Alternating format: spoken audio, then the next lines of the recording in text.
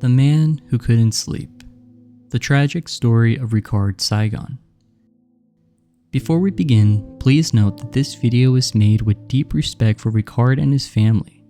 Our goal is not to sensationalize his suffering, but to document his story with care and raise awareness about a rare and horrifying condition that took everything from him. His name was Ricard Saigon, a talented artist, a loving father, and a man tormented by something most of us don't think twice about: the ability to sleep. But in his final months, Ricard's life became a waking nightmare, one he could never escape. This is the true and disturbing story of the man who documented his descent into madness and a journey through chronic insomnia so severe, not only did it seal his sanity, but ultimately his life. Ricard Saigon began posting on YouTube in October of 2008, mainly sharing footage of his young son growing up. Not only was he a loving father, but he was a musician, a photographer, and a deeply passionate artist.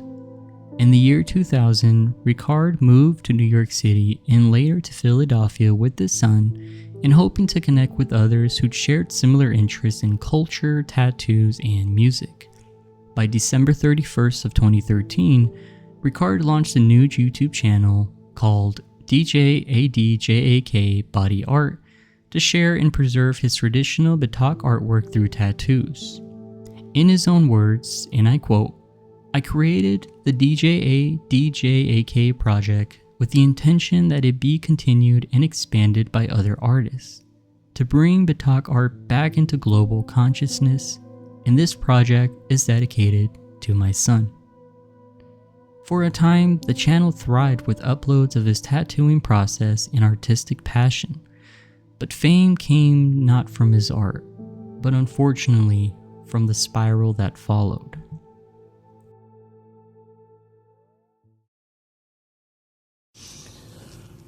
Hi, I'm making this video hoping that there's some people out there are able to help me either by sharing this and information and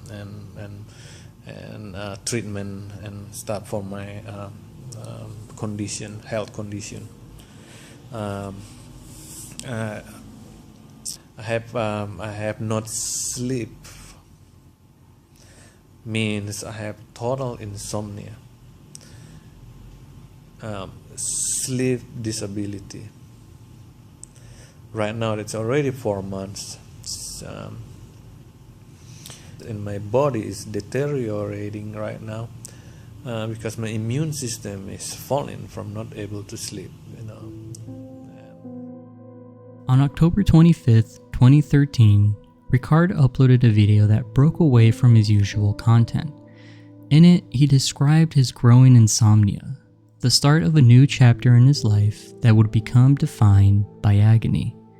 He claimed he had not slept properly in 4 months, his immune system was beginning to fail, his thoughts were slipping, and he believed it all began with a simple act of kindness, taking leftover UTI medication known as Cipro from his boss, who had recently experienced a similar infection. The drug, he said, triggered heart palpitations, aches, and even after the antibiotics ran out, the symptoms did not. He described experiencing violent jolts every time he tried to fall asleep. He couldn't rest, nor could he recover, and worst of all, he had no explanation.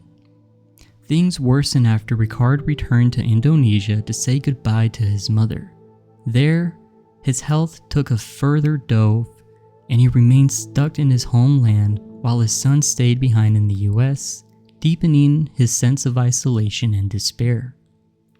Ricard claimed to suffer from something few have ever heard of: fatal insomnia, a rare degenerative brain disease, either genetically inherited or sporadically occurred, that slowly destroys the brain's ability to sleep.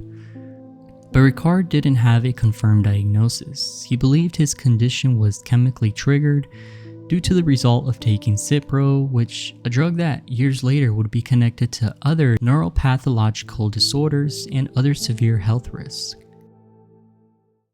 Attention users of Avelox, Cipro, and Levaquin. The FDA warns that these commonly prescribed antibiotics can cause severe nerve damage. If you took Avelox, Cipro, or Levaquin and then developed paralysis or were diagnosed with peripheral neuropathy, call the Goldwater Law Firm right now. Call us right now. You may be entitled to substantial compensation. Call 1-800-660-1010. That's 1-800-660-1010.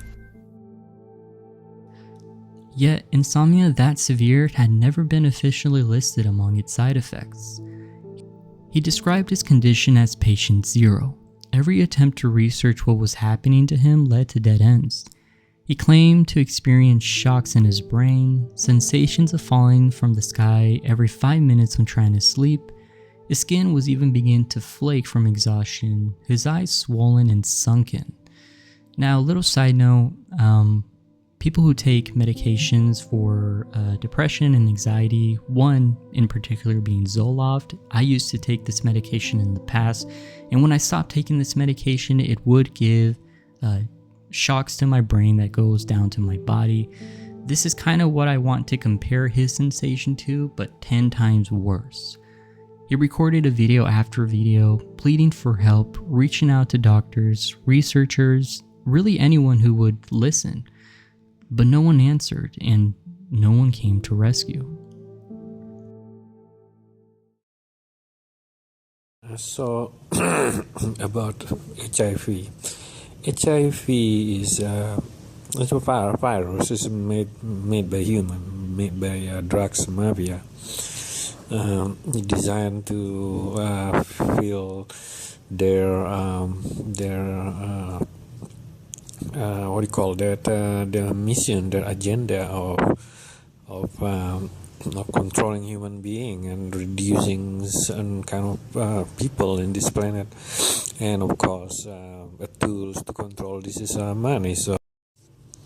So here I want to try to explain about the meaning of what's so-called God.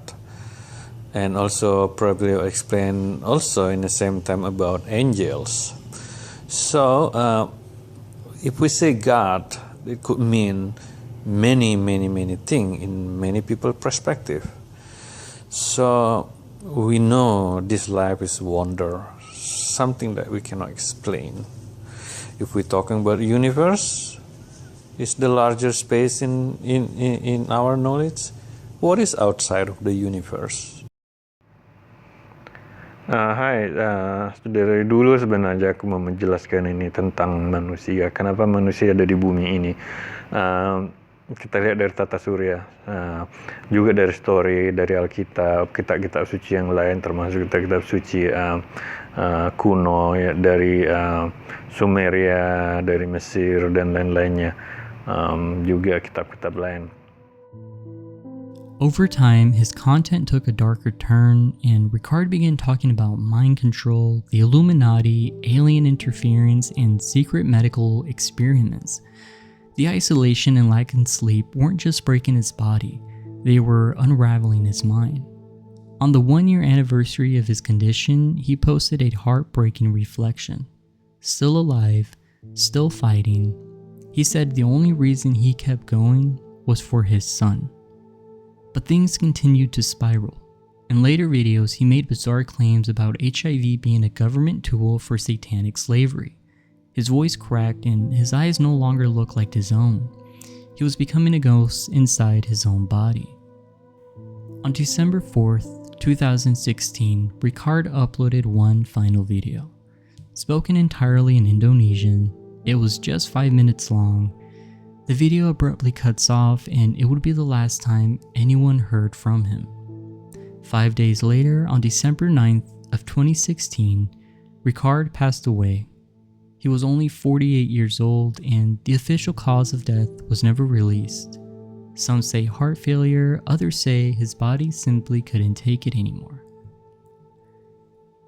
In the years since Ricard's story has been discovered or rediscovered on Reddit, TikTok, and YouTube, some see it as a cautionary or a warning about the unknown risk of medications.